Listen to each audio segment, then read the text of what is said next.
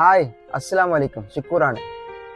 ഞാൻ കാർ എടുത്തു, നിങ്ങൾ കാർ എടുത്തു, അല്ല നിങ്ങളുടെ ഫ്രണ്ട് കാർ എടുത്തു എന്നൊക്കെ നമ്മൾ പറയാറുണ്ടെങ്കിലും കാർ എന്ന വാക്ക് എങ്ങനെ ഉണ്ടായതെന്ന് ഓർത്തിട്ടുണ്ടോ?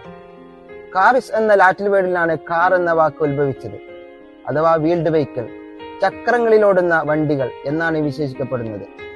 ലോകോത്തര ബ്രാൻഡായ BMW 120i എന്ന മോഡലിനാണ് ഇന്ന് നമ്മൾ പോളിഷും ടിൻഡിങ്ങും സെറാമിക് കോട്ടിങ്ങും ചെയ്തത്. അതിന്റെ വീഡിയോ കാണാം.